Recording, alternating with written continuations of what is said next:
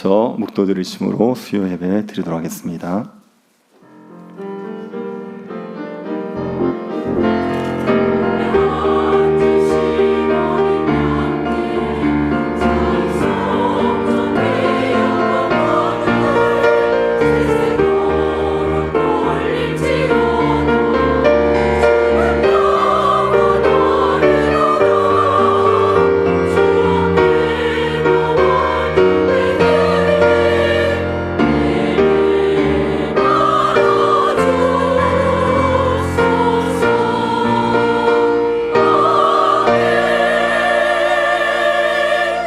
은혜가 풍성하신 하나님께서 우리를 예배의 자리로 불러주심을 감사드립니다. 예배로 우리를 부르신 하나님께서 우리 가운데 은혜를 더하여 주옵소서. 우리의 굳어진 마음들, 묵은 마음들이 하나님의 은혜로 기경되어질 수 있도록 주님께서 역사하여 주옵소서. 구원의 즐거움들 새롭게 하여 주시고 즐거이 주의 말씀에 순종하는 백성들로 자라갈 수 있도록 은혜 허락하여 주옵소서. 걸어가신 예수님 이름으로 기도드립니다.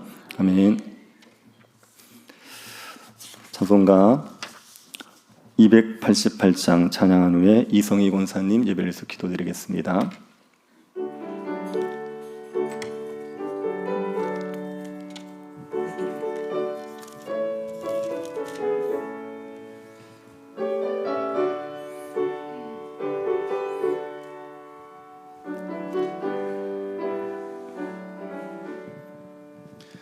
예수를 나의 구주 삼고 성령과 피로써 거듭나니 이 세상에서 내 영혼이 하늘의 영광 누리도다.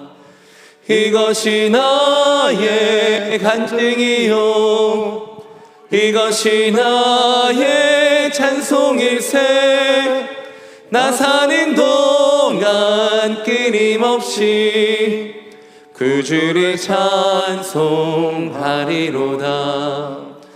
온전히 주께 맡긴 내 영 사랑의 음성을 듣는 중에 천사들 왕래하는 것과 하늘의 영광 보리로다. 이것이 나의 간증이요 이것이 나의 찬송일세. 나 사는 동안 끊임없이 구주를 찬송하리로다. 주 안에 기쁨 누림으로 마음의 풍랑이 잔잔하니 세상과 나는 간 곳 없고 구속한 주만 보이도다. 이것이 나의 간증이요 이것이 나의 찬송일세. 나 사는 동안 끊임없이 구주를 찬송하리로다.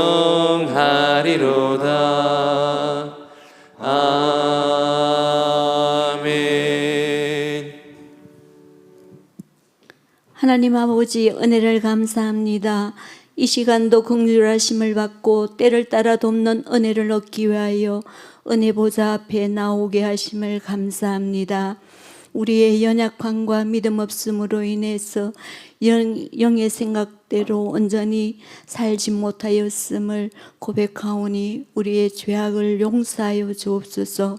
우리의 삶 가운데서 영으로서 몸의 행실을 죽이게 하시되 성령을 쫓아 살 수 있도록 주님 도와주옵소서. 아버지 하나님, 일을 아니할지라도 경건하지 아니한 자를 의롭다 하시는 믿는 자에게 그 믿음을 의로 여기시는 그 아버지 하나님 감사합니다. 아버지 하나님, 우리가 무엇이간데 이 구원을 은총을 받게 하시고 이 하나님의 사랑을 알게 하시고 아버지 품 안에 우리가 거하도록 지켜주시고 인도하여 주심을 감사합니다. 이 세상이 험한 가운데고 또한 어지러운 가운데 있사오니 하나님 우리가 온전히 주의 계명의 길로 달려가게 하시고 우리의 마음을 정결케 하시고 우리의 눈이 날마다 하나님 바라보면서 믿음으로 행할 수 있도록 주님 도와주옵소서. 아버지 하나님, 특별히 교회를 위하여서 기도합니다. 아버지 하나님, 이 주위에 믿지 않는 영혼들에게 아버지여 우리가 전도를 하고자 합니다. 아버지 하나님, 전도의 문을 열어주옵시고 주님, 저들이 복음을 선포될 때에 저들의 마음이 완악하여지지 않게 하시고 복음 앞에 순종하고 순복하는 마음을 주옵소서. 아버지 하나님, 그리함으로써 늘 아버지 하나님 교회가 힘있게 복음을 선포되어질 때에 많은 영혼들이 주의 이름으로 구원 얻게 하여 주옵소서. 또 하나 목사님 말씀을 선포하실 때마다 늘 성령으로 함께 하시고 하나님을 기쁘시게 하시는 목사님 되어지게 하시고 우리는 그 말씀 앞에서 날마다 우리 자신을 복종시킬 수 있는 저희들이 되기 원합니다. 날마다 그 말씀을 단 마음으로 받게 하시고 그 말씀이 그러한가 하여 우리가 가정에서도 날마다 우리가 하나님을 예배하는 저희들 되게 하여 주옵소서. 특별히 주일학교와 중고등부를 위하여서 기도합니다. 아버지여, 이 세대가 참으로 아버지의 악한 문화들이 저들을 미혹합니다. 하나님, 저들을 지켜 주옵시고 주의 말씀이 저들의 심령에 심겨지게 하시고 그 말씀으로 인하여서 저들이 세상 문화에 저들이 미혹되지 아니하도록 지켜 주옵소서. 교회에서 드리는 예배가 하나님 저들이 믿음으로 드리게 하시고 믿음으로 그 말씀을 심령에 받아서 저들이 참으로 정결한 양심으로 하나님을 섬길 수 있는 저희들이 되게 하시고 늘 감사함으로 하나님 앞에 나와 구원의 은총에 감사하는 저들 되게 하여 주옵소서. 특별히 아버지여 중고등부 아이들 아버지 하나님 저들이 사춘기 감정에 치우치지 않게 하시고 그 모든 것들이 하나님의 말씀으로 인하여서 하나님 말씀 앞에서 저들이 말씀의 길로 행할 수 있도록 도와주옵시고 말씀을 들을 때마다 깨닫게 하여 주옵소서. 그리하여서 하나님께서 저들을 섭리하시고 통치하시는 그 하나님을 경험하는 저희들 되게 하여 주옵소서. 수능을 앞두고 준비하는 가운데 있사오니 하나님 아버지 저들이 우리의 걸음을 걷는 이가 우리에게 있지 않고 하나님에게 있사오니 늘 하나님께 맡기고 하나님 앞에서 믿음의 길로 행할 수 있도록 도와주옵소서.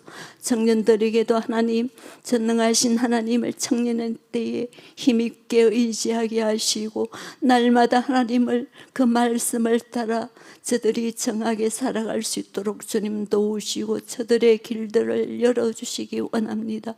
특별히 복음을 위하여서 애쓰는 우리 선교사님들 하나님 기억하시고 아버지여 날마다 그 선포되어지는 말씀으로 인하여서 하나님의 나라가 확장되게 하여 주옵소서.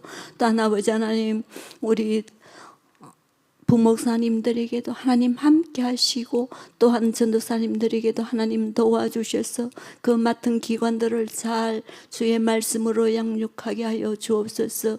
그리하여서 아버지 하나님 많은 생명들이 하나님 앞에서 날마다 하나님을 높이며 하나님 앞에서 하나님을 기쁘시게 하는 저들 되게 하여 주옵소서. 이 시간 말씀을 받습니다. 하나님 함께 하여 주셔서 우리의 마음을 넓혀 주옵시고 날마다 아버지여 우리가 세상의 길로 가지 아니하도록 주님 인도하옵시고 우리 목사님에게 성령 충만함을 주옵소서. 특별히 아버지 하나님 차별금지법이 통과되지 아니하도록 이 나라를 지켜주시옵소서. 아버지 하나님 하나님을 대적하는 악한 사상과 악한 문화들이 무너지게 하시고 오직 우리 창조주 우리 하나님만 경외하며 하나님을 높이고 하나님께 영광 돌리 알리는 이 나라 되어질 수 있도록 주님 도와주옵소서. 예배를 돕는 성가대 위에 하나님 함께 하시고 날마다 구원의 찬송과 구원의 감사함으로 찬송 드릴 때에 하나님 영광 받으시오며 원수가 물러가는 힘있는 찬송이 되어질 수 있도록 주님 도와주옵소서. 감사하고 우리 구주 예수님 이름으로 기도합니다.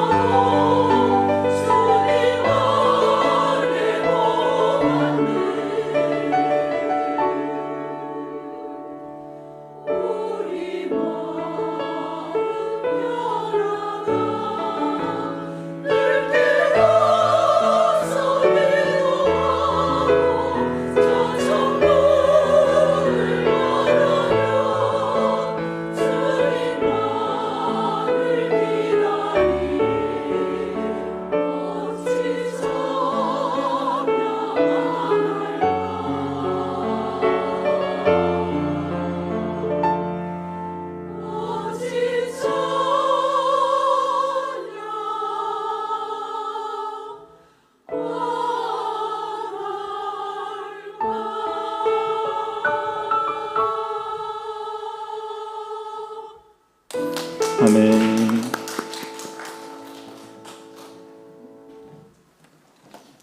제가 너무 빨랐군요. 예레미야 22장 1절부터 30절 말씀입니다. 예레미야 22장 1절부터 30절입니다.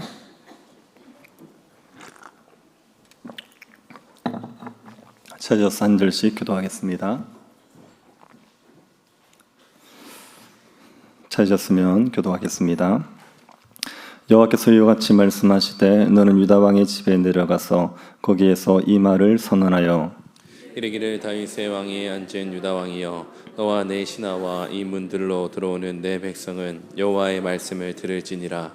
여호와께서 이와 같이 말씀하시되 너희가 정의와 공의를 행하여 탈취당한 자를 압박하는 자의 손에서 건지고 이방인과 고아와 과부를 압제하거나 학대하지 말며 이곳에서 무죄한 피를 흘리지 말라. 너희가 참으로 이 말을 준행하면 다윗의 왕위에 앉을 왕들과 신하들과 백성이 병고와 말을 타고 이 집 문으로 들어오게 되리라. 그러나 너희가 이 말을 듣지 아니하면 내가 나를 두고 맹세하노니 이 집이 황폐하리라. 여호와의 말씀이니라. 여호와께서 유다 왕의 집에 대하여 이와 같이 말씀하시니라. 네가 내게 길라 깎고 레바논의 머리이나 내가 반드시 너로 광야와 주민이 없는 성읍을 만들 것이라. 내가 너를 파멸할 자를 준비하리니 그들이 각기 손에 무기를 가지고 내 아름다운 백향목을 찍어 불에 던지리라. 여러 민족들이 이 성읍으로 지나가며 서로 말하기를 여호와가 이 큰 성읍에 이같이 행하면 어찌 됨인고 하겠고 그들이 대답하기를 이는 그들이 자기 하나님 여호와의 언약을 버리고 다른 신들에게 절하고 그를 섬긴 까닭이라 하셨다 할지니라. 너희는 죽은 자를 위하여 울지 말며 그를 위하여 애통하지 말고 잡혀간 자를 위하여 슬피 울라. 그는 다시 돌아와 그 고국을 보지 못할 것임이라. 여호와께서 유다 왕 요시아의 아들 곧 그의 아버지 요시아를 이어 왕이 되었다가 이곳에서 나간 살룸에 대하여 이와 같이 말씀하시니라. 그가 이곳으로 다시 돌아오지 못하고 잡혀간 곳에서 그가 거기서 죽으리니 이 땅을 다시 보지 못하리라. 불으로 그 집을 세우며 부정하게 그 다락방을 지으며 자기 이웃을 고용하고 그의 품삯을 주지 아니하는 자에게 화 있을진저. 그가 이르기를 내가 나를 위하여 큰 집과 넓은 다락방을 지으리라 하고 자기를 위하여 창문을 만들고 그것에 백향목으로 입히고 붉은 빛으로 칠하도다. 내가 백향목을 많이 사용하여 왕이 될 수 있겠느냐? 내 아버지가 먹거나 마시지 아니하였으며 정의와 공의를 행하지 아니하였느냐? 그때 그가 형통하였었느니라. 그는 가난한 자와 궁핍한 자를 변호하고 형통하였나니 이것이 나를 알미 아니냐 여호와의 말씀이니라. 그러나 내 눈과 마음은 탐욕과 무죄한 피를 흘림과 압박과 포악을 행하려 할 뿐이니라. 그러므로 여호와께서 유다의 왕 요시아의 아들 요아김에게 대하여 이와 같이 말씀하시니라. 무리가 그를 위하여 슬프다 내 형제여 슬프다 내 자매여 하며 통곡하지 아니할 것이며 그를 위하여 슬프다 주여 슬프다 그 영광이여 하며 통곡하지도 아니할 것이라. 그가 끌려 예루살렘 문 밖에 던져지고 나귀같이 매장함을 당하리라. 너는 레바논에 올라 외치며 바산에서 내 소리를 높이며 아바림에서 외치라. 이는 너를 사랑하는 자가 다 멸망하였음이라. 내가 평안할 때 내가 내게 말하였으나 내 말이 나는 듣지 아니하리라 하였나니 내가 어려서부터 내 목소리를 청종하지 아니함이 내 습관이라. 내 목자들은 다 바람에 삼켜질 것이요 너를 사랑하는 자들을 사로잡혀 가리니 그때 내가 반드시 내 모든 악 때문에 수치와 욕을 당하리라. 레바논에 살면서 백향목에 깃들이는 자여 여인이 해산하는 고통 같은 고통이 내게 임할 때 너의 가련함이 얼마나 심하랴. 여호와의 말씀이니라. 나의 삶으로 맹세하노니 유다 왕 요아김의 아들 고니아가 나의 오른손에 인장 반지라 할지라도 내가 빼어 내 생명을 찾는 자의 손과 내가 두려워하는 자의 손 곧 바벨론 왕의 왕 느부갓네살의 손과 갈대아인의 손에 줄 것이라. 내가 너와 너를 낳은 어머니를 너희가 낳지 아니한 다른 지방으로 쫓아내리니 너희가 거기에서 죽으리라. 그들이 그들의 마음에 돌아오기를 사모하는 땅에 돌아오지 못하리라. 이 사람 고니아는 천하고 깨진 그릇이냐 좋아하지 아니하는 그릇이냐 어찌하여 그와 그의 자손이 쫓겨나서 알지 못하는 땅에 들어갔는고. 땅이여 땅이여 땅이여 여호와의 말을 들을지니라. 여호와께서 이와 같이 말씀하시니라. 너희 이 사람이 자식이 없겠고 그의 평생 동안 형통하지 못할 자라 기록하라. 이는 그의 자손 중 형통하여 다윗의 왕위에 앉아 유다를 다스릴 사람이 다시는 없을 것임이라 하시니라. 아멘. 얼마 전에 북한이 러시아의 군대를 파견했습니다. 러시아와 우크라이나의 전쟁에 북한이 참전을 한 거지요. 북한의 이런 행보가 우리에게는 굉장히 불편합니다. 북한이 전쟁을 준비하는 것처럼 보이기 때문입니다. 북한이 아무 이유 없이 러시아에 군대를 보냈겠습니까? 6.25 전쟁 이후에 북한이 다른 나라의 군대를 보낸 건 이번이 처음입니다. 정말 이례적인 일을 했습니다. 아무 대가 없이 이런 이례적인 일을 했을 리가 없습니다. 바라는 대가가 있겠지요. 그 대가는 아마 군사 강국이 되기 위해 필요한 것들을 요구하는 것일 겁니다. 북한은 군사 강국이 되기 위해서 끊임없이 노력하면서 우리를 위협하고 있어서 우리가 불편합니다. 그리고 북한의 도발이 계속되고 있습니다. 오물풍선을 계속 날리고 있고, 얼마 전은 남북 간의 그 경합 도로를 폭파해버리는 일들도 있었습니다. 국제정세도 굉장히 요동치고 있죠. 지금 러시아와 우크라이나가 전쟁을 하고 있고 이스라엘과 하마스 간의 전쟁이 벌어지고 있습니다. 얼마 전에는 이스라엘이 또 이란을 공격해서 계속 충돌이 이어지고 있어서 중동에서 전쟁이 확산되는 게 아닌지 우려가 되고 있습니다. 중국과 대만의 사이도 심상치 않습니다. 중국과 대만의 충돌 가능성이 높아지고 있습니다. 국제정세가 요동치게 되면 우리나라도 전쟁에 휩싸일 수 있게 되지요. 전쟁이 일어날 위험 때문에 우리가 불안감을 느끼고 있습니다. 근데 전쟁이라는 것은 북한의 도발이나 국제 정세 때문에 일어나는 건 아닙니다. 우리가 성경적으로 보면 전쟁이라는 것은 우리의 죄 때문에 일어나게 되어 있습니다. 죄에 대한 징계가 전쟁입니다. 로이드 존즈 목사님이 전쟁과 하나님의 주권이라는 책을 쓰셨습니다. 그때가 2차 세계대전이 있을 때였기 때문에 전쟁을 성경적인 관점에서 분석하기 위해서 전쟁과 하나님의 주권이라는 책을 썼습니다. 그 책에 보면 전쟁의 원인을 3가지로 말하고 있습니다. 첫 번째는 인간의 죄에 대한 하나님의 징계인 거죠. 죄가 차서 하나님께서 그 죄를 징계하기 위해 전쟁을 일으킨다고 말하는 겁니다. 이스라엘 역사도 보면 전쟁은 하나님의 징계였습니다. 이스라엘 백성들이 죄를 지으면 하나님께서 이방 민족들을 들어서 전쟁을 일으켜서 이스라엘을 징계하셨습니다. 그리고 요한계시록을 보면 하나님께서 내리시는 재앙 중에 하나가 전쟁입니다. 요한계시록에는 인나팔 대접재앙이 있지 않습니까? 그 재앙들은 죄에 대한, 세상의 죄에 대한 하나님의 심판입니다.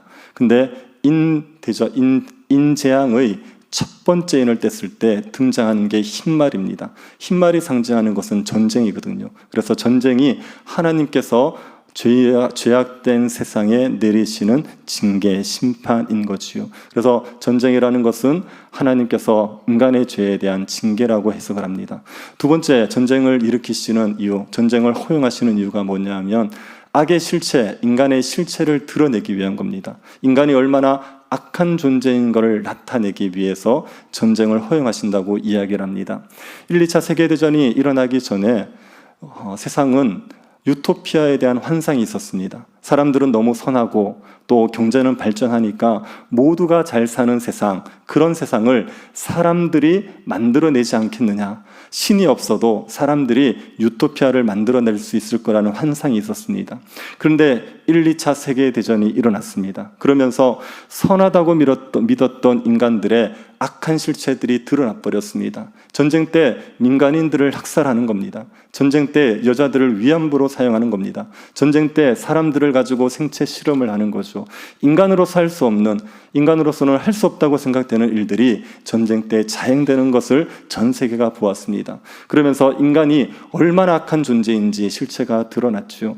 하나님께서 그 인간의 악한 실체를 드러내기 위해 전쟁을 허용하시는 겁니다. 그리고 세 번째는 하나님께로 돌아오게 하기 위한 겁니다. 인간의 그 죄로 인하여서 인간의 악함들이 드러나고 그것 때문에 절망한 사람들, 그 사람들이 하나님께 돌아와 구원을 얻게 하기 위해서 전쟁을 허용하신다고 이야기합니다. 전쟁은 죄에 대한 하나님의 징계이기 때문에, 그래서 전쟁이 일어나는 것은 우리의 죄 때문에 일어나는 겁니다. 이렇게 세상 가운데서 이야기를 하면 우리나라 사람들은 이 말을 받아들이겠습니까? 우리나라에서의 전쟁은 우리의 죄 때문에 일어납니다. 그렇게 얘기하면 우리나라 사람들이 어떤 반응을 보이겠습니까? 정신 나간 소리라고 얘기하지 않겠습니까? 누가 안 믿는 세상 사람들이 전쟁을 우리의 죄에 대한 하나님의 징계라고 인정을 하겠습니까? 근데 믿지 않는 사람들만 전쟁이 하나님의 죄에 대한 징계라고 인정하지 않는 게 아니라 믿는 사람들, 하나님의 백성들도 전쟁이 죄에 대한 하나님의 징계라는 걸 인정하지 않습니다. 유다 백성들이 그랬습니다. 유다 백성들에게 하나님이 끊임없이 경고하셨거든요. 너희들이 이렇게 죄를 지으면 바벨론이 와서 너희를 친다. 전쟁이 일어나서 예루살렘이 황폐하게 된다. 끊임없이 경고했습니다. 그런데 유다 백성들이 믿었습니까? 믿지 않았습니다. 망할 때까지, 그 나라가 전쟁으로 폐허가 될 때까지 믿지 않았습니다. 유다 백성들, 하나님의 백성이라고 말하는 유다 백성들도 전쟁이 죄 때문에 일어난다는 것을 믿지 않았던 것이요.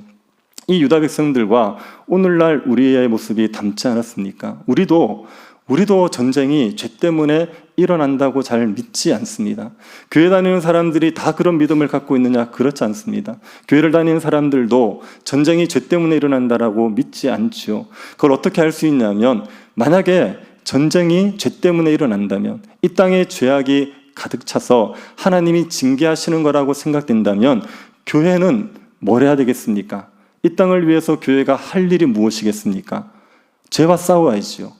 거룩하게 살기를 발버둥 쳐야 되죠. 왜요? 죄로 인하여서 하나님께서 이 땅을 징계하신다 그러면 하나님의 그 진노를 막아서기 위해서 죄와 싸우는 일을 교회가 해야 됩니다. 하나님께서 악인이 많아서 그 땅을 징계하십니까? 아니지 않습니까? 의인이 없을 때 그 땅을 징계하지 않습니까? 그렇다면 교회는 의인이 되기 위해서, 세상과 다른 하나님 앞에 거룩한 삶을 살기 위해서 발버둥을 쳐야 됩니다. 그런데 오늘날 교회가 죄와 싸우기 위해서, 세상과 다르기 위해서 발버둥을 치고 있습니까? 교회가 세상과 똑같아지고 있지 않습니까? 교회가 세상을 닮아가고 있는 게 오늘날 교회의 모습, 우리들의 모습 아닙니까? 제가 얼마 전에 통계를 하나 인용해 드린 적이 있습니다. 우리 교회가 얼마나 세속화되고 있는지, 세상을 닮아가고 있는지 통계를 하나 인용해 드린 적이 있습니다. 그 통계에 따르면 1998년도에 교회 안에 있는 성도들이 혼전 성관계가 된다고, 가능하다, 괜찮다고 응답하는 비율이 30% 정도였습니다. 혼전 성관계, 그거 크게 죄가 아니야, 별 문제 없어, 이런 사람이 교회를 다니는 사람들 중에 30%였습니다. 2023년도에 조사했을 때는 70%였습니다. 70%의 사람들이 혼전 성관계는 문제가 없다, 교회를 안 다니는 사람들이 응답하는 게 아니라 교회를 다니는 사람들이 응답하는 겁니다. 이게 교회가 세상을 따라가고 있다는 얘기입니다. 세상이 문제 삼지 않으면 교회도 문제 삼지 않습니다. 세상이 죄가 아니라고 얘기하는 것에 대해서 교회가 죄라고 얘기하지 않고, 세상이 죄가 아니라고 말하면 교회도 죄가 아니라고 받아들이고, 하나님의 말씀을 따르는 게 아니라 세상의 풍조를 따르는 게 지금 우리들의 모습입니다. 오늘날 교회에서 주일 성수를 하지 않는 걸 문제 삼을 수 있습니까? 오늘날 교회에서 불신 결혼을 문제 삼을 수 있습니까? 이런 문제들이 말씀을 명백하게 어기는 거지만 그런 것들이 죄로 인식되지 않고 있는 거죠. 그건 교회가 세상을 자꾸만 따라가고 있다는 얘기입니다. 그 이야기는 죄로 인하여서 전쟁이 일어난다는 걸 교회도 믿지 않는다는 말입니다. 죄 때문에 교회가 망한다는 것도 교회가 믿지 않습니다. 한국 교회가 위기라고 얘기한 게 벌써 몇십 년입니다. 제가 사역을 처음 시작한 게 20년이 넘는데 그때도부터 한국교회가 위기라는 얘기를 했었습니다. 이러다는 망한다는 얘기를 했었습니다. 그리고 몇십 년이 지났는데 지금 그때와 달라진 상황이 있습니까? 교회가 죄와 싸워서 더 거룩해지려고 발버둥 치고 더 나아진 것 같습니까? 여전히 세습의 문제가 해결이 되지 않습니다. 여전히 선거할 때 돈이 오고 가는 일들이 벌어지고 있습니다. 교회의 악습이라고 말하는 것들, 비성경적이라고 말하는 것들이 여전히 교회 안에 있습니다. 교회가 정화를 위해, 교회가 죄와 싸우기 위해서 발버둥 치고 있지 않는 거죠. 이건 죄 때문에 교회가 망한다는 걸 믿지 않고 있다는 걸 보여주는 겁니다. 죄 때문에 전쟁이 일어난다고 말해도, 죄 때문에 교회가 망한다고 말해도 오늘날 교회는, 오늘날 성도들은 그것을 믿지 않고 있는 겁니다. 왜 믿지 않는 겁니까? 무엇 때문에 하나님이 말씀으로 이렇게 경고하셔도 믿음으로 받아들이지를 않는 겁니까? 그 이유가 무엇인지 오늘 본문을 보면서 한번 생각해 봅시다. 왜 하나님의 말씀이 죄를 지으면 망한다고 말해도 믿지 않는지, 그 이유를 한번 생각해 보고 어떻게 그 불순종에서 벗어날 수 있는지를 한번 생각해 보겠습니다. 오늘 본문을 보면 하나님께서 이 이스라엘 백성들을 향하여, 유다를 향하여서 또 심판을 경고하고 있습니다. 너희들이 말씀에 순종해라, 그러면 산다, 말씀에 불순종하면 죽는다는 이야기를 하나님께서 또 하고 계십니다. 3절 한번 보십시오. 여호와께서 이와 같이 말씀하시되 너희가 정의와 공의를 행하여 탈취당한 자를 압박하는 자의 손에서 건지고 이방인과 고아와 과부를 압제하거나 학대하지 말며 이곳에서 무죄한 피를 흘리지 말라. 너희들이 정의와 공의를 행해야 된다. 그래야지 산다고 얘기하는 거예요. 정의와 공의 이렇게 얘기할 때 이 두 가지는 유사하게 쓰이기도 하지만 분리가 되는 겁니다. 정의는 미슈파트라고 얘기하고요. 공의라는 건 체다크라고 얘기합니다. 한번 따라해 보십시오. 미슈파트, 체다크. 미슈파트가 뭐라고요? 정의. 체다크는요? 공의. 정의와 공의 중에 어느 쪽이 큰 개념일까요? 네, 공의가 큰 개념입니다. 체다크가 큰 개념입니다. 체다크, 공의라는 것은 무슨 의미냐면 관계 속의 오름이에요. 어떤 사람들이 관계를 맺으면 그 사람들과의 관계 속에서 옳게 행동하는 게 있습니다. 제가 여러분에게 설교를 하고 여러분은 설교를 들으면서 아멘 하는 게 이게 관계 속에 옳은 거 아닙니까? 부부 관계든지 부모 자식 관계든지 관계 속에 옳게 옳은 게 있어요. 그걸 가르쳐서 공의라고 얘기하는 겁니다. 그리고 그게 이제 지켜질 때 공의를 행한다 이렇게 얘기하는 겁니다. 정의라는 것은 그 공의를 바탕으로 만들어준 법령, 문화 이런 걸 가르쳐서 정의라고 얘기하는 겁니다. 그래서 정의는 법, 규례, 법도 이렇게 번역이 많이 됩니다. 예를 들어서 제가 의사와 환자 관계를 한번 설명해 보겠습니다. 의사가 환자를 어떻게 대해야 되는지 의료법이라는 게 있습니다. 의료법이라는 얘기는 그거는 정의를 얘기하는 겁니다. 그래서 의료법을 잘 지키면 정의로운 의사인 거죠. 그런데 의료법은 잘 지켰는데 의사와 환자의 관계 속에서 올바르게 행해야 될 것을 지키지 않을 수 있지 않습니까? 의료법 말고 의사가 환자에게 올바르게 행해야 될 게 공인 겁니다. 의사는 환자의 치료를 위해서 최선을 다해야 된다. 이런 거는 공의란 말입니다. 그래서 그 공의를 제대로 행해야 되는데 의료법은 잘 지켜도 의사가 해야 될 일을 마땅하지 않으면 정의는 행했지만 공의는 행하지 않은 게 되는 겁니다. 이걸 이스라엘 백성들에게 하나님께서 요구하셨어요. 하나님께서 하나님과 이스라엘 백성들 관계 속에서 공의를 행하여라. 하나님의 백성으로서 합당하게 행하여라. 공의를 행하라고 요구하십니다.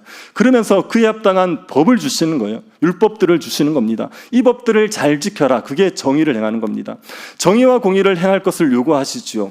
정의와 공의를 행한다고 얘기할 때 구체적으로 어떻게 하는 거냐면 탈취당하는 자를 압제자의 손에서 보호해야 된다고 얘기합니다. 힘이 강한 사람이 힘이 약한 사람을 탈취하는 걸 막아줘야 된다는 거예요. 지주들이 그 소작인들을 탈취하는 걸 막아줘야 되는 거예요. 관리들이 백성들을 탈취하는 걸 막아줘야 되는 거예요. 힘 있는 자들이 힘 약한 자들을 탈취하는 것을 막아주는 게 정의와 공의를 행하는 겁니다. 그리고 고아와 과부, 이방인들, 약한 자들이 있습니다. 소외되고 약한 자들, 이들을 대해서 방치하지 않고 이들을 돌봐주는 겁니다. 힘이 없는 사람들, 도움이 필요한 사람들, 그 사람들을 내버려 두지 않고 그 사람들을 잘 돌봐주는 게 그게 정의와 공의를 행하는 겁니다. 또 무죄한 자의 피를 흘리지 않는 겁니다. 이유 없이 사람들이 해를 당하지 않도록 잘못한 것이 없는 사람들이 해를 당하는 걸 막아주는 것, 이게 정의와 공의를 행하는 겁니다. 그렇게 행하면 하나님께서 유다가 망하지 않게 해주겠다고 약속하십니다. 4절을 보십시오. 너희가 참으로 이 말을 준행하면 다윗의 왕이 앉을 왕들과 신하들과 백성이 병과 말을 타고 이 집 문으로 들어오게 되리라.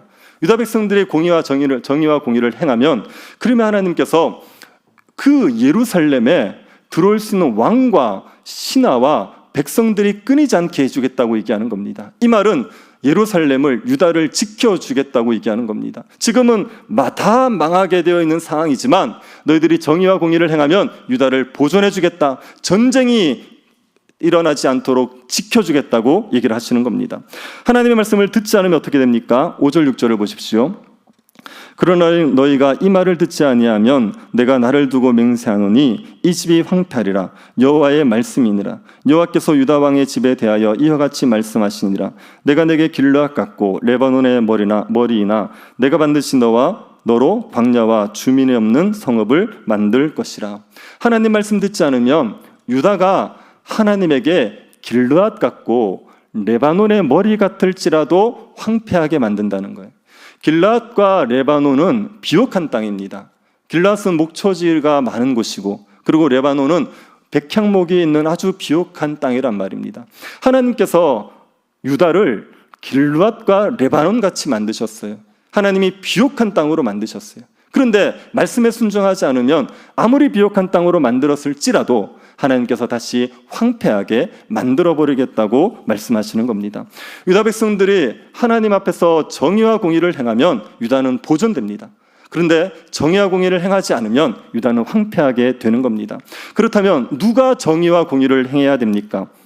왕만 하면 됩니까? 백성만 하면 됩니까? 그렇지 않죠. 모두가 해야 됩니다. 1, 2절 보십시오.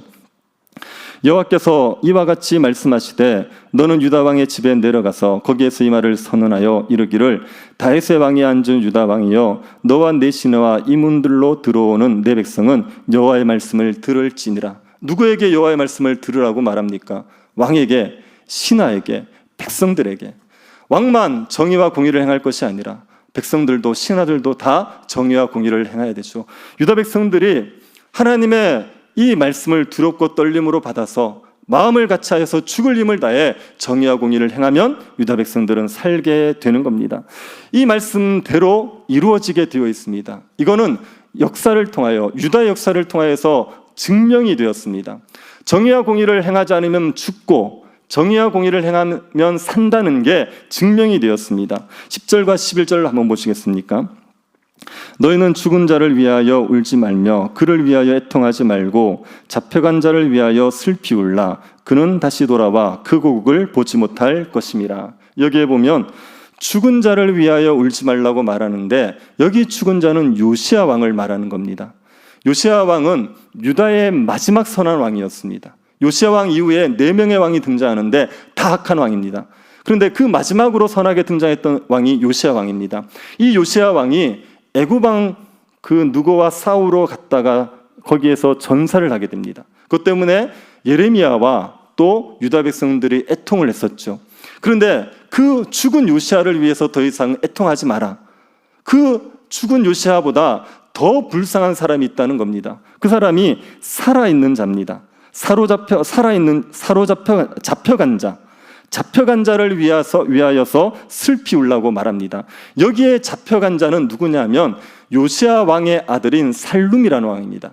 성경에 여호아스라고도 기록이 되어 있습니다. 이 살룸은 3개월 왕으로 있습니다. 3개월 왕으로 있다가 애굽 왕 바로 누구에게 사로잡혀 가버리거든요. 그리고 애굽에 사로잡혀 가서 다시는 돌아오지 못하고 거기에서 죽게 되는 겁니다. 그 살룸을 위해서 울어라. 죽은 요시야 그 왕을 위해서 울지 말고 사로잡혀간 그 살룸을 위해서 울어라. 왜요? 그 살룸이 더 불쌍한 사람이라는 겁니다. 살룸은 왜 사로잡혀 갔습니까? 그거는 살룸이 하나님 앞에 악을 행했기 때문에 그래요. 3개월밖에 왕이 있지 않았는데 그 3개월 동안 하나님 앞에 악을 행하여서 살룸이 사로잡혀가고 말았던 겁니다.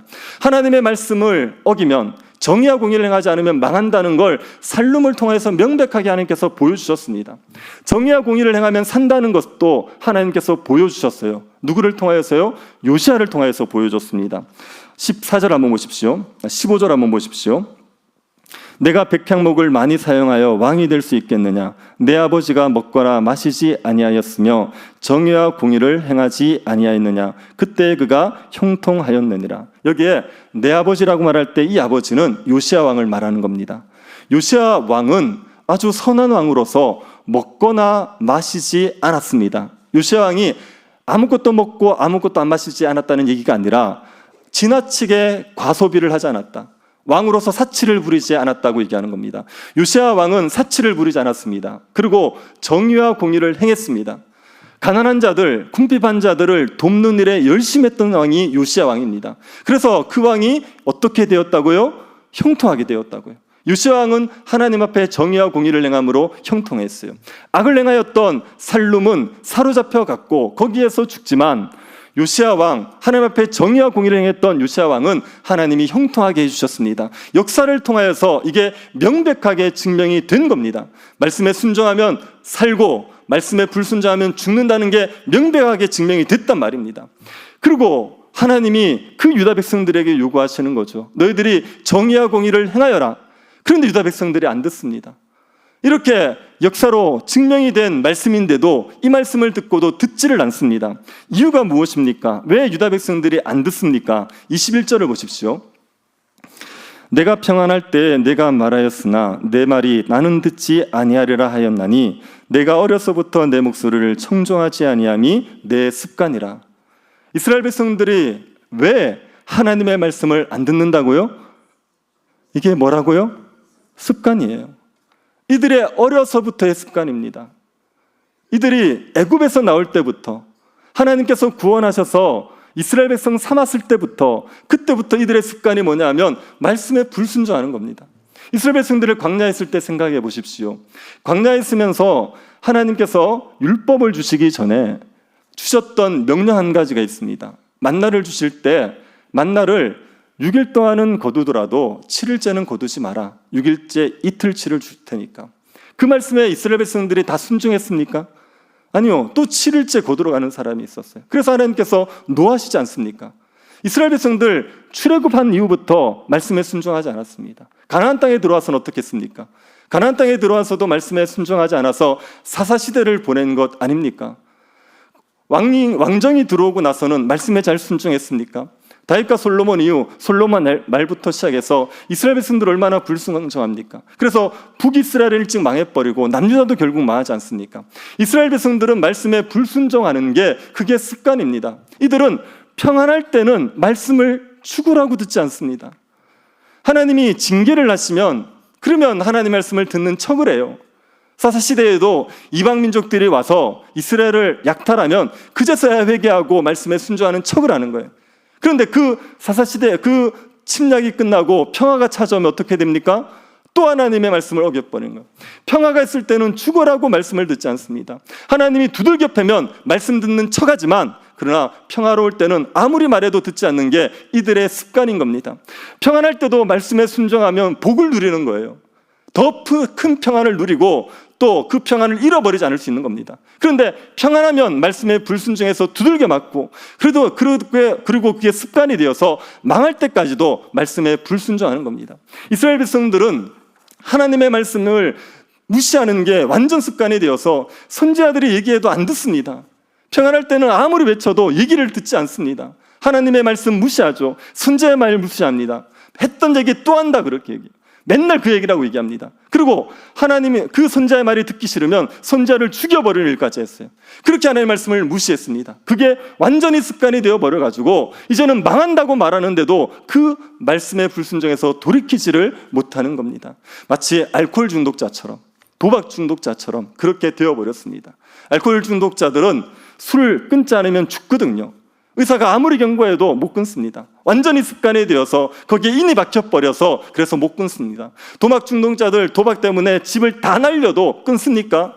그렇게 하면 망한다는 거 자기도 알고 옆에서 아무리 얘기해도 듣지 않아요. 왜요? 그것이 완전히 습관이 되어 있어가지고 그 불순종의 습관 때문에 망하는 겁니다. 여러분, 이 유다 백성들의 모습이 오늘날 우리의 모습과 너무 유사하지 않습니까? 하나님의 말씀을 무시하는 게 습관이 되어 있어요. 하나님의 말씀을 들어도 순종하지 않고 그냥 듣고 잊어버리는 겁니다. 우리가 성경을 읽거나 우리가 설교를 듣는 건 지적인 만족을 위한 게 아니지요. 우리가 재밌자고 성경을 읽습니까? 우리가 즐겁자고 설교를 듣습니까? 그거 아니지 않습니까? 하나님의 말씀을 듣고 뭐라는 겁니까? 순종하는 거예요. 내 못난 모습을 보고 말씀에서 내 자신을 다듬어서 거룩하게 자라가자고, 하나님 앞에 우리의 죄를 회개하자고, 우리를 거룩하게 빚어가자고 말씀을 듣는 거 아닙니까? 그런데 말씀을 듣고는 순종하는 생각 자체가 없습니다. 그냥 잘 들었다 잊어버리는 거예요. 오늘 말씀 좋았다 싫었다 끝. 그리고는 돌아가서는 그 말씀대로 살려는 산이 없는 겁니다. 습관화되어 있는 불순종이 우리에게 배어있지 않습니까? 1년에 우리가 예배를 1년에 몇 번이나 드립니까? 주일날 한 번도 빠지지 않으면 1년에 52번 예배를 드립니다. 오후까지 다 참석하면요 1년에 104번을 드립니다. 수요일까지 다 참석하면요 156번을 드리는 거예요. 금요기도회까지 오면요 208번을 드리는 겁니다. 새벽까지 다 오면 몇 번 드리는지 아십니까? 521번을 드려요. 1년에 521번의 예배를 드리고, 그리고 저 같은 목회자들은 1년에 600번 이상의 예배를 드립니다.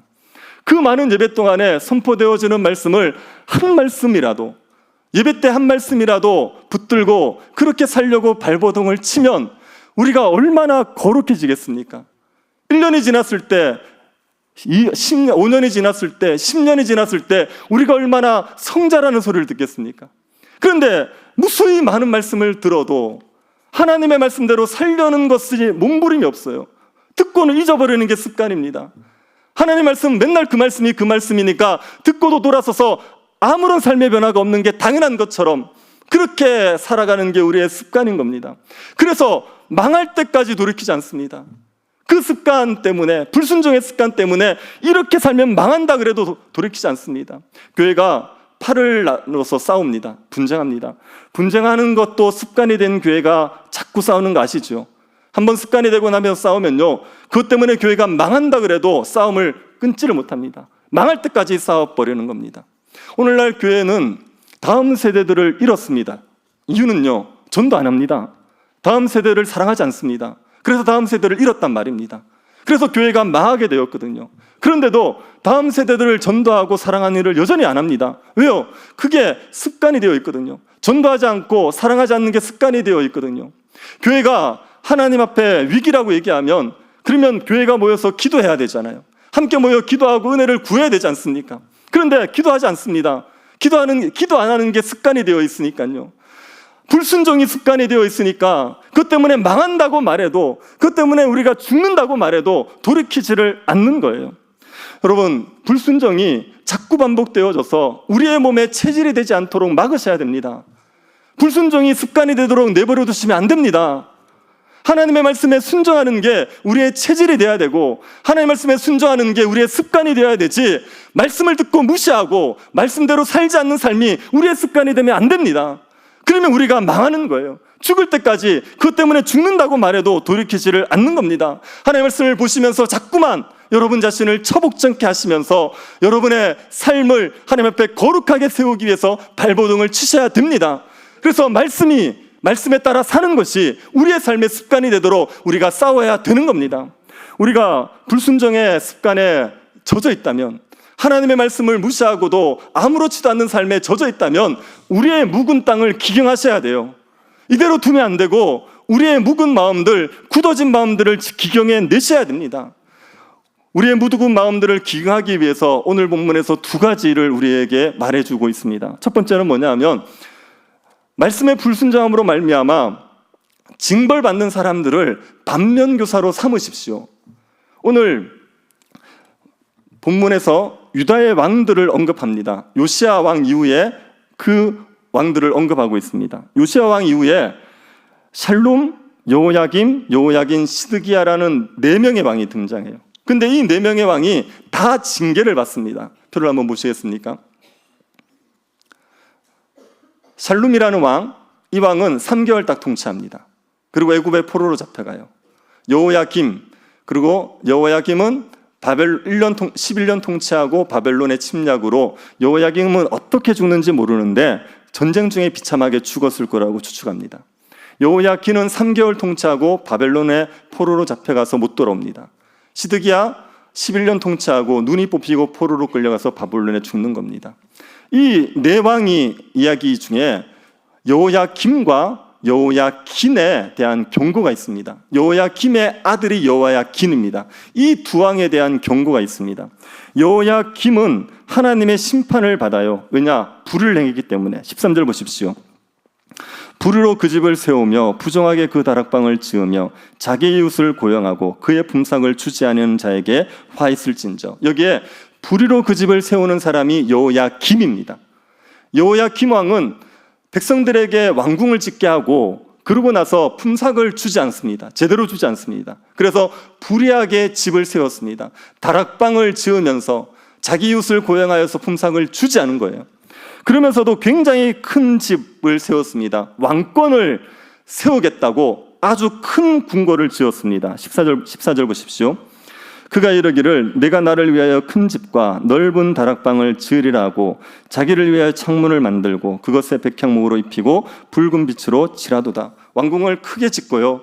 그리고 다락방을 넓게 했습니다. 창문도 만들었습니다. 백향목으로 입혔어요. 그리고 비싼 붉은색 페인트로 칠한 거예요. 그렇게 왕궁을 크게 지었습니다. 왜요? 왕권을 세우겠다고, 왕의 위엄을 세우겠다고요. 그래서 하나님 앞에 혼이 나는 겁니다. 15절을 보십시오. 네가 백향목을 많이 사용하여 왕이 될 수 있겠느냐?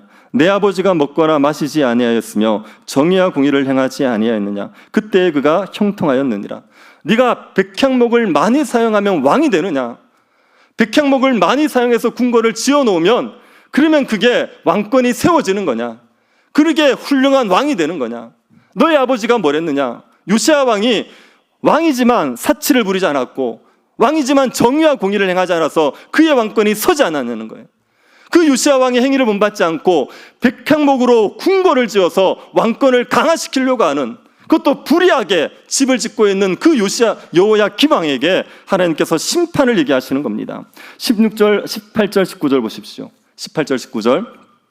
그러므로 여호와께서 유다의 왕 요시야의 아들 여호야김에 대하여 이와 같이 말씀하시니라. 무리가 그를 위하여 슬프다 내 형제여, 슬프다 내 자매여 하며 통곡하지 아니할 것이며 그를 위하여 슬프다 주여, 슬프다 그 영광이 하며 통곡하지 아니할 것이라. 그가 끌려 예루살렘 문 밖에 던져지고 나귀같이 매장함을 당하리라. 여호야김은 죽을 겁니다. 그런데 아무도 그의 죽음을 애통해하지 않는 거예요. 여호야김이 죽는데 슬퍼해 줄 사람이 없습니다. 여호야김은 예루살렘 성문 밖에 던져져서 거기에서 나귀처럼 매장이 될 겁니다. 여호야김이 어떻게 죽었는지는 모르지만 이 말씀 때문에 전쟁 중에 그 예루살렘 성 밖에서 죽어서 그 짐승처럼 매장이 됐을 거라고 추측을 하는 거예요. 여호야김이 불의를 행함으로 말미암아 이런 심판을 받게 될 거라고 경고하고 있는 겁니다. 그 아들 여호야킨도 마찬가지입니다. 24절을 보십시오. 여호와의 말씀이니라. 나의 삶으로 맹세하노니 유다 왕 여호야김의 아들 고니야가 나의 오른손에 인장 반지라 할지라도 내가 빼어. 고니야가 여호야긴의 다른 이름입니다. 이 여호야긴은 하나님의 손에 인장 반지일지라도 하나님께서 빼어버리겠다고 말합니다. 인장 반지는 오늘날 인간 같은 겁니다. 이 도장을 찍으면 거래가 되는 거죠. 그래서 이 인장 반지는 아무에게나 주지 않습니다. 이거는 반드시 자기의 손가락에 간직하는 겁니다. 여호야긴이 하나님의 인장 반지일지라도 하나님께서 빼버리겠다고 말합니다. 왜요? 하나님 앞에 정의와 공의를 행하지 않으니까. 하나님 앞에 범죄하니까요. 누구에게 빼줍니까? 바벨론에게 빼주는 겁니다. 25절을 보십시오. 내 생명을 찾는 자의 손과 내가 두려워하는 자의 손, 곧 바벨론의 왕 느부갓네살의 손과 갈대아인의 손에 줄 것이라. 이 하나님께서 여호야긴을 바벨론의 손에 넘겨줘 버리겠다고 얘기하는 겁니다. 하나님의 앞에서 정의와 공의를 행하지 않는 두 왕에 대해서 심판을 경고하는 거예요. 그리고 이 심판대로 이루어집니다. 그걸 보고 유다 백성들이 깨달으라는 거예요. 뭘 깨닫는 겁니까? 정의와 공의를 행하지 않으면 망한다. 정의와 공의를 행해야지 산다는 것을 깨달으라는 겁니다. 여러분, 죄를 지음으로 말미암아 징벌받는 사람들을 반면교사로 삼으셔야 됩니다. 하나님 말씀에 순종하지 않고 정의와 공의를 행하지 않는 사람들이 당하는 그 벌들을 보면서, 그들이 망하는 것들을 보면서, 그것들을 보면서 하나님 말씀에 순종하지 않으면 저렇게 된다는 걸 생각하고 우리의 마음을 돌이켜야 되는 겁니다. 불순종함으로 말미암아 망한 사람들의 예는 무수히 많지 않습니까? 정치인들이 죄를 지어서 망하는 경우 하나님의 심판입니다. 연예인들이 잘 나가다가 마약을 해서 망하는 경우 다 하나님의 심판인 겁니다.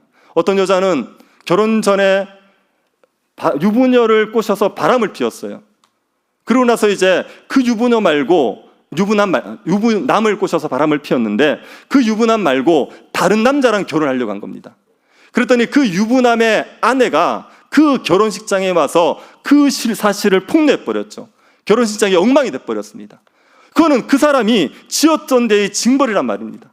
죄에 대한 징벌을 받는 사람들이 있습니다. 그런 걸 볼 때마다 하나님의 징계가 있다, 하나님의 심판이 있다는 것을 기억하시고 말씀에 대해서 불순종하는 그 삶에서 돌아서셔야 됩니다.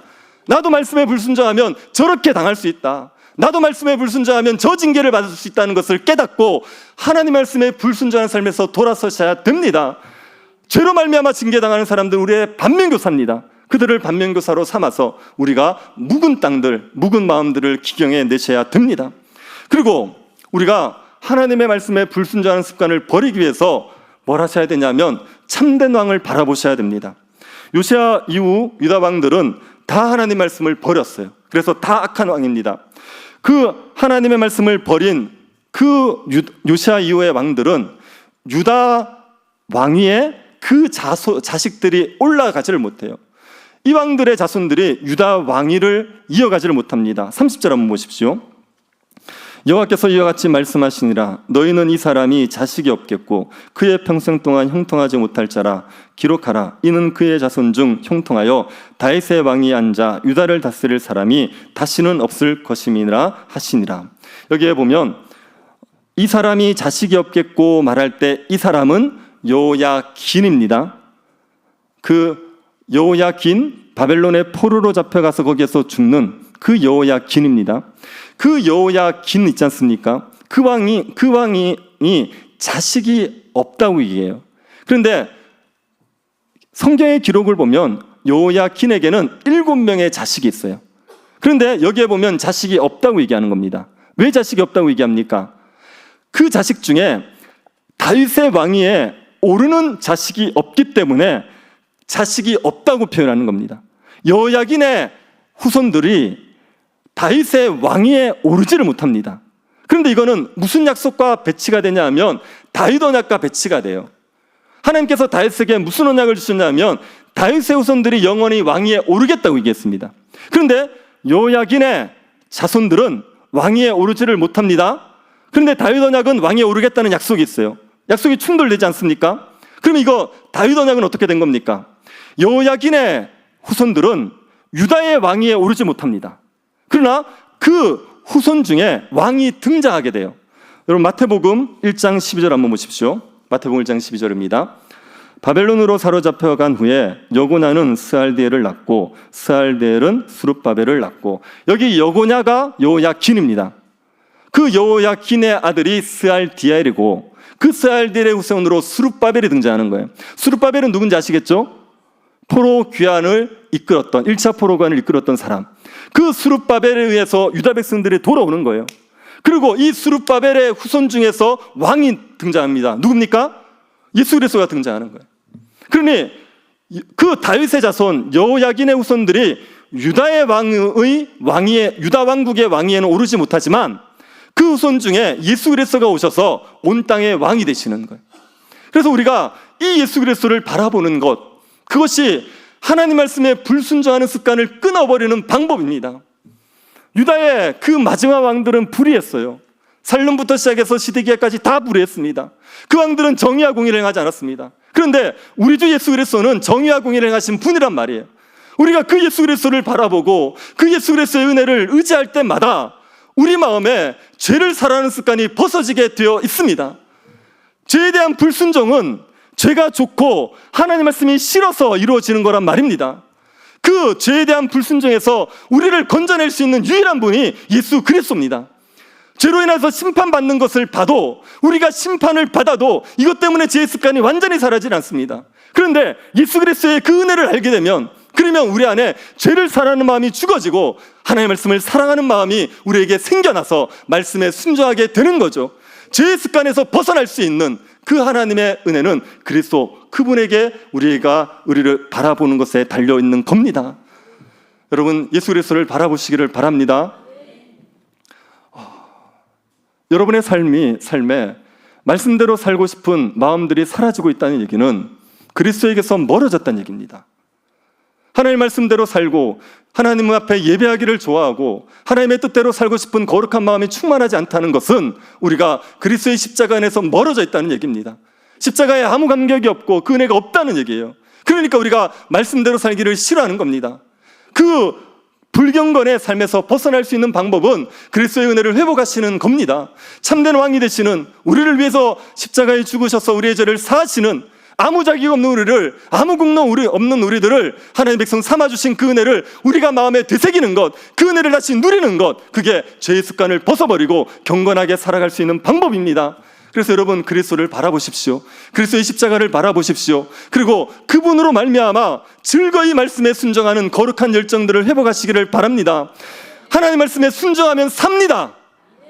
하나님 말씀에 순종하면 복을 누립니다. 하나님 말씀에 순종하면 교회도 살고 성도들도 얼마든지 살아가게 되어 있습니다. 말씀에 불순종하니까 많은 거지요. 말씀에 불순종하니까 우리의 삶이 황폐되게 되는 겁니다. 그런데 말씀에 즐거이 순종하면 반드시 복을 누리며 평안을 누리며 살아가게 되어 있습니다. 하나님 앞에 말씀을 사모하는 즐거워하는 마음들을 그리스도의 십자가로 말미암아 회복하셔서 그 은혜 때문에 말씀에 순종하고 살아가시기를 바랍니다.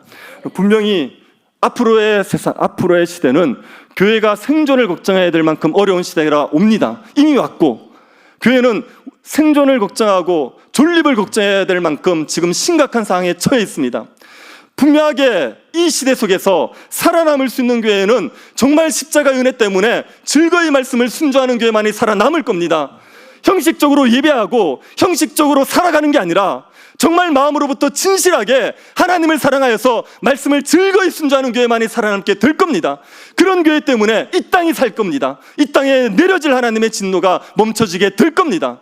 우리 교회가 십자가를 자랑함으로 말미암아 하나님의 말씀을 즐거이 순종하여서 하나님께서 주시는 복을 누리고 이 땅 가운데 하나님의 진노를 막아서는 그런 교회 될 수 있기를 간절히 바랍니다. 자비하신 하나님, 우리에게 은혜를 베풀어 주셔서 감사드립니다. 죄의 습관에 있어서 하나님의 말씀을 거역하기를 좋아하는, 하나님의 말씀에 불순종하는 것이 습관이 되어 있는 우리들을 주님이 긍휼히 여겨 주셔서 십자가로 말미암아 구원하여 주시고 말씀에 순종하는 백성들이 되게 하여 주신 것을 감사드립니다. 우리가 다시 개가 토한 것으로 돌아가는 사람들 되지 않게 하여 주옵소서. 말씀에 불순종하는 습관에 또다시 빠지지 않도록 날마다 십자가를 바라보게 하여 주옵소서. 십자가의 은혜 가운데서 하나님의 말씀을 즐거워하는 마음들을 회복하게 하여 주셔서 말씀에 순종하여 복을 누리는 교회, 말씀에 순종하여 하나님의 진노를 막아서는 교회 되게 하여 주옵소서. 걸어가신 예수님 이름으로 기도드립니다. 광고는 주보를 참고해 주시기 바랍니다. 찬송가 267장입니다.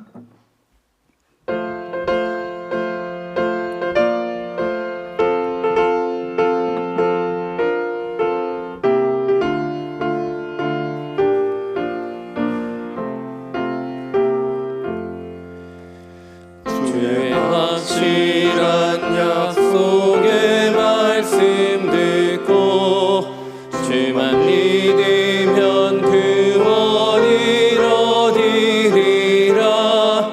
할렐루야 할렐루야. 내가 예수를 믿어 그의 흘리신 피로 내 죄 씻었네. 할렐루야 할렐루야. 내가 예수를 믿어 그의 흘리신 피로 내 죄 씻었네. 나의 갈 길이 험하고 위험하나 항상 예수의 도우심 믿고 가네. 할렐루야 할렐루야. 내가 예수를 믿어 그의 흘리신 피로 내 죄 씻었네. 할렐루야 할렐루야. 내가 예수를 믿어 그의 흘리신 피로 내 죄 씻었네. 주의 보좌에 천사들 둘러서서 우리 그 주를 높이어 찬양하네. 할렐루야 할렐루야. 내가 예수를 믿어 그의 흘리신 피로 내 죄 씻었네. 할렐루야 할렐루야. 내가 예수를 믿어 그의 흘리신 피로 내 죄 씻었네. 예언자들과 왕들도 반열대로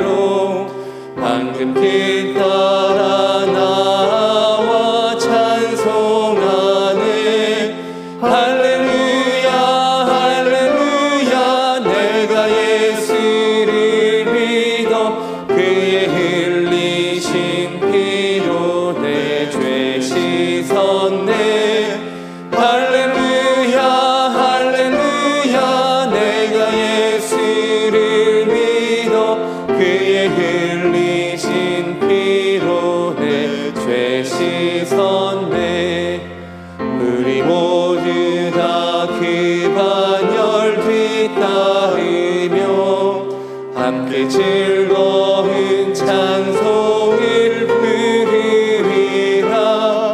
할렐루야 할렐루야. 내가 예수를 믿어 그의 흘리신 피로 내 죄 씻었네.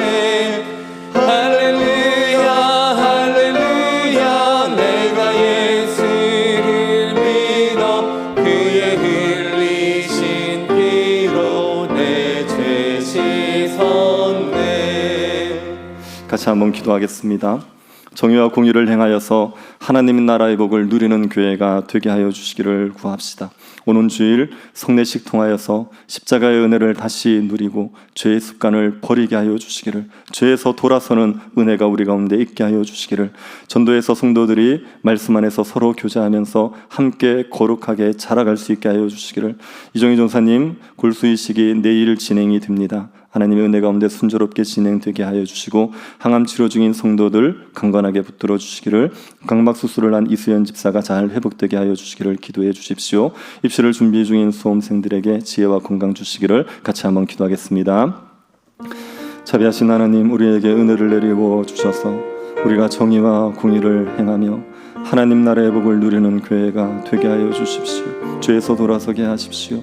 죄로 인하여서 하나님의 진노를 받으며 하나님의 징계 가운데 살아가는 교회가 되지 않게 하여 주시고, 두렵고 떨림으로 말씀에 순종할 수 있도록 우리에게 은혜를 내리워 주시옵소서. 하나님 아버지, 무죄한 자의 피가 흐르는 교회가 되지 않게 하옵소서. 고아와 과부들, 연약한 자들이 돌봄을 받는 교회가 되게 하여 주시옵소서. 앞지 않은 일이 없는 교회 될 수 있도록 우리에게 은혜 허락하여 주옵소서. 하나님, 성례주의를 통하여서 저희들이 다시 한번 십자가의 은혜를 회복하기를 원합니다. 하나님, 죄의 습관을 버리게 하여 주옵소서. 하나님의 은혜로 말미암아 우리의 묵은 마음들을 기경하여 주셔서 죄의 습관을 버리고 말씀에 순종할 수 있도록 은혜 베풀어 주옵소서. 전도회가 하나님의 말씀 안에서 함께 자라가기를 원합니다. 말씀 안에 교제하게 하십시오. 하나님의 말씀으로 서로를 권면하며 하나님의 말씀으로 피차를 가르치며 자라가는 전도회가 되게 도와 주시옵소서. 하나님, 우리 이정희 전사님 가운데 은혜를 내리고 주시기를 원합니다. 하나님께서 각막이, 하나님께서 골수이식을 은혜 가운데 인도하여 주시옵소서. 아버지 하나님께서 은혜를 베풀어 주셔서 순조롭게 진행되게 하여 주시고 건강을 회복할 수 있도록 주님께서 역사하여 주시기를 원하옵나이다. 항암 치료 중인 성도들에게도 끝까지 인내할 수 있는 믿음을 허락하여 주시옵소서. 자비하신 하나님의 은혜로 말미암아 수술을 한 우리 우수연 집사님 은혜로 말미암아 잘 회복할 수 있도록 인도하여 주시고, 치료의 가정들 주님께서 선하게 함께하여 주시옵소서. 입시를 준비 중인 우리 수험생들에게 지혜와 건강을 주십시오. 하나님께서 선하게 인도하여 주시고 끝까지 하나님의 은혜로 좋은 컨디션 속에서 시험을 볼 수 있도록 주님께서 역사하여 주시옵소서. 아버지 하나님의 은혜를 내리워 주시옵소서.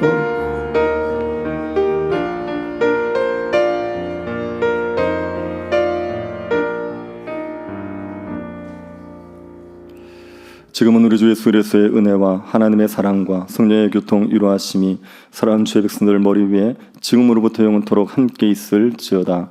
아멘.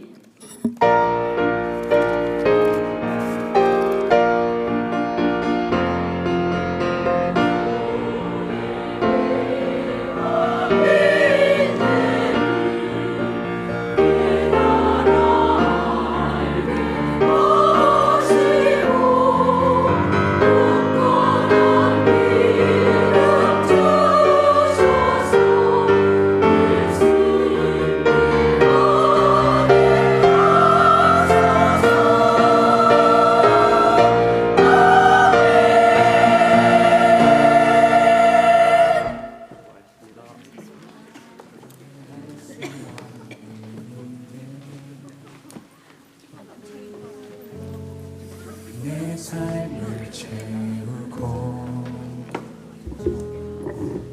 끝없는 고난에 주저앉고 싶을 때 눈을 들어 주를 바라보네.